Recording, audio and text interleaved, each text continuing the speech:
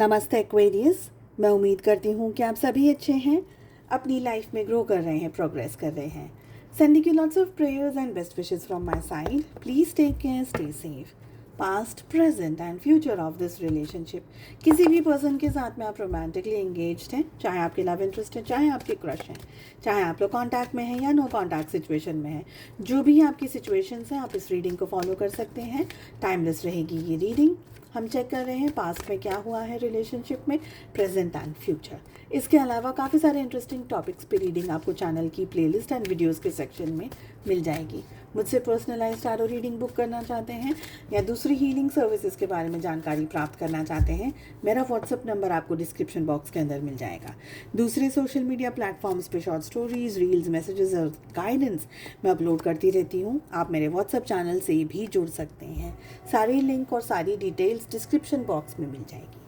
Past में क्या हुआ है इस रिलेशनशिप में, आप में से कुछ लोगों के लिए ये आपका एक चाइल्डहुड लव है, या कोई ऐसा पर्सन जैसे हम बोलते हैं नेबर्स में है या स्कूल में है या कल कॉलेज वगैरह में आप लोग मिले हैं, ऐसी एनर्जी है। ठीक है, अगर चाइल्डहुड लव भी नहीं है पर फिर भी कोई एक ऐसा पर्सन जिसके बारे में आप हमेशा से सोचते थे कि यार मेरा जो पार्टनर है ना वो ऐसा दिखेगा, वो ऐसा होगा, है ना, ऐसी एनर्जी यहाँ पर मुझे दिख रही है। मुझे ये भी फील हो रहा है कि आप बहुत, दोनों ही जन है ना, दोनों ही जन रिलेशनशिप में आकर के भी कुछ ना कुछ मिसिंग रहा है आपके रिलेशनशिप में। एक पर्सन शायद ज़्यादा अवेलेबल था, दूसरा पर्सन तो बिल्कुल ही अवेलेबल नहीं था। रिलेशनशिप तो संभाला ही नहीं गया। शायद बहुत ज़्यादा पैसा, बहुत ज़्यादा नेम, फेम, मनी, बहुत सारा पैसा कमाना या बहुत सारा करियर के ऊपर कंसंट्रेट करना या अपने आप के ऊपर ज़्यादा कंसंट्रेट करना, ऐसी एनर्जीज रही। एक कन्फ्यूजन वाला रिलेशनशिप ज़्यादा मुझे दिख रहा है। साथ में है पर फिर भी पास नहीं है। तो ये क्या टाइप का प्यार है, ये क्या टाइप का रिश्ता है। एक दूसरे के साथ है मगर फिर भी रिलेशनशिप संभाल नहीं पा रहे हैं। एक दूसरे के साथ में है पर फिर भी खुश नहीं है, हंस नहीं रहे हैं। आप कुछ चाह रहे हैं, वो कुछ कह रहे हैं, वो कुछ चाह रहे हैं, आप कुछ कह रहे हैं। तो इस तरीके से इम्बैलेंस्ड रहा है ये रिलेशनशिप। ख्याल बहुत रहे हैं कि हम ऐसा करेंगे, हम वो करेंगे, हम इस रिश्ते को ऐसे निभाएंगे, हम इस रिश्ते को वैसे बनाएंगे, पर जितना भी सोचा उसमें से कुछ हो नहीं पाया आप दोनों के रिलेशनशिप में, ऐसा मुझे यहाँ पर लग रहा है। एक तरीके से कन्फ्यूजन ने बहुत स्ट्रांगली आप दोनों के ही मनों को घेर लिया। नहीं समझ पाए कि इस रिश्ते में अब क्या किया जा सकता है या क्या करना चाहिए या क्या करने के चांसेस हैं, और ये एक इम्बैलेंस्ड रिलेशनशिप होकर के रह गया। चेक कर लेते हैं कि इस समय आप लोगों के रिलेशनशिप में क्या हो रहा है।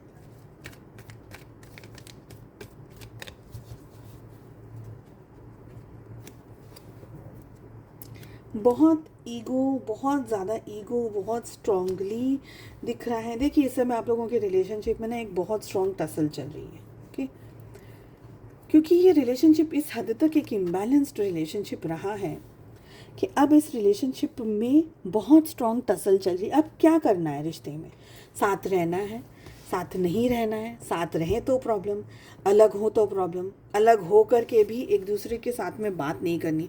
मुझे लग रहा है कि आप लोग दोनों अपने अपनी लाइफ में अब कहीं एंगेज हो गए हैं, बिज़ी हो गए हैं काम को लेकर के, दूसरे प्रोफेशन को लेकर के, दूसरे रिलेशनशिप को लेकर के, कि अब आप दोनों एक दूसरे के साथ में टाइम स्पेंड नहीं करना चाहते हैं, एक दूसरे के साथ में इस रिलेशनशिप को नहीं चाहते हैं। अब आप दोनों को ये लग रहा है कि ये रिश्ते में कुछ बचा नहीं है।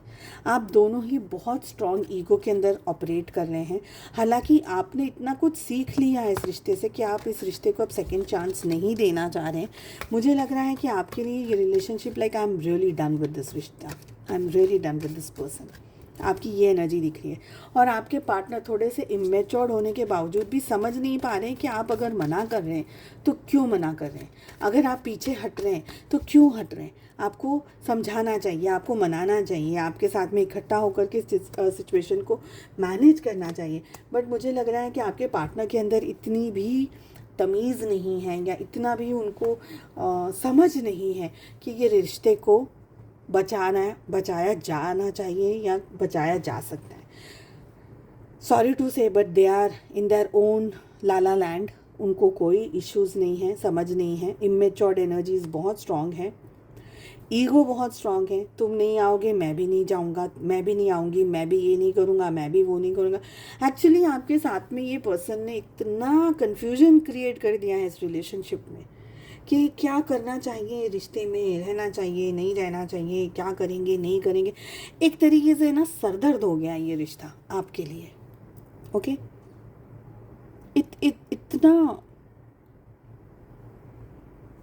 इतना केओटिक रहा है ये रिलेशनशिप। आप बहुत फेडअप हो गए हैं इस पर्सन से, और आपने तो ऐसा कि भाई ऐसा दूसरा व्यक्ति मुझे मेरी लाइफ में नहीं मिला।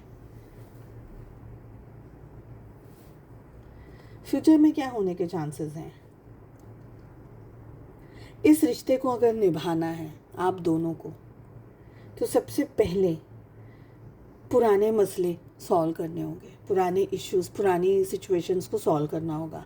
अगेन, इस रिश्ते को निभाने के लिए दोनों को बहुत स्ट्रेंथ की ज़रूरत है, बहुत ज़्यादा ताकत की ज़रूरत है, बहुत ज़्यादा एनर्जीज़ की ज़रूरत है, ताकि ये रिश्ता निभ सके।